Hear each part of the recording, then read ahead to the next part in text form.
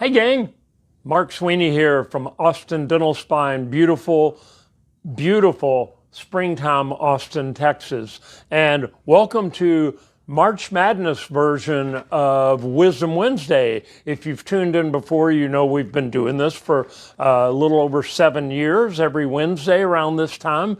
And every month we have a different theme. And of course, this month, only two-timer that we've ever done where it's been a repeat theme because it stuck so well last year. This is the time of the year when basketball fans, especially college basketball fans, get all excited because March Madness actually technically just started last night. The UT Longhorns play tonight at 8:15 in some of the lead-ins to the 64-team draw.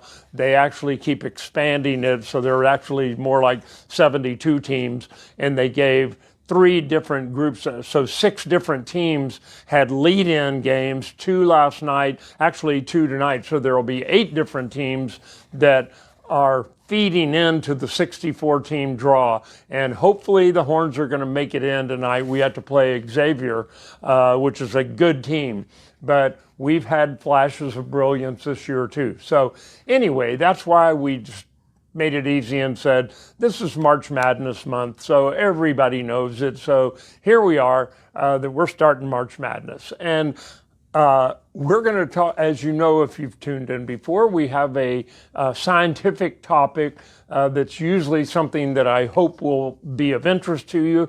And I can definitely guarantee you, if you're worried about gray hairs, you'll be interested in today's topic. And an added bonus, it's from a research that was done here in the United States. Getting harder and harder these days to find, especially with the craziness that's going on in Washington, D.C., to find good scientific studies that are coming out of the United States. They tend to be Scandinavian countries, Great Britain, or Japan.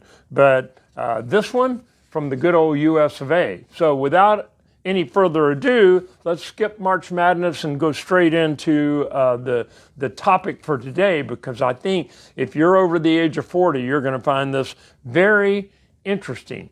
The study came out of NYU's New York University Grossman School of Medicine, so the medical school there at NYU, right in New York City. These researchers found that it may be possible in human beings to reverse gray hair. I'd never heard anything like this before. Now, they found this in mice. If you tuned in last week, we had a whole study that was all about that they could do it in mice. That didn't necessarily mean they'd be able to do it in human beings, but apparently they've genetically altered these mice so that they have some human-like tendencies. Some of them even are trying to get into law school. No, those are the rats, not the mice. So this is the interesting stuff. They found that stem cells live in the hair follicles of these mice, and they called them melanocyte stem cells. Melanin is the pigmentation that we have in our skin and our hair. Well, these melanocyte stem cells that live in the hair follicle, at some point during the aging process, they either get stuck in place so they can't move back and forth from hair follicle to wherever else they live. They couldn't move back and forth, or they just cease to function. And so they found that one of those two things happens. The hair no longer can pigment, so it turns white. Hey, that's better than not having any hair there at all when the follicle just dies. But that's a whole different subject that has more to do with genetics anyway. But they found that they could stimulate these melanocyte stem cells to move back and forth. If they were stuck, they could unblock them.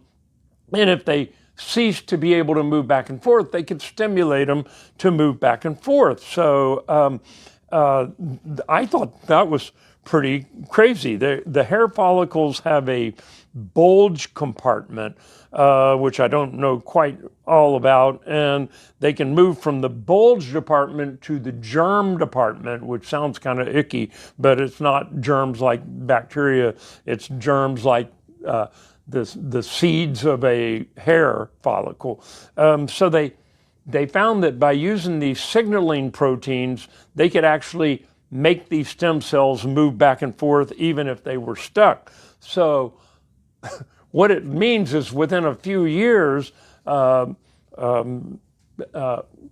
that stuff, the Grecian Formula 44 and the men's, just for men, whatever it is, I thought I had it in here, that those hair coloring things, and the people that do hair coloring may actually be looking for more new jobs, because if these scientists, if their theories are correct, they may actually be able to take people with gray hair and force their hair follicles through these stem cells to repigment back to their natural color.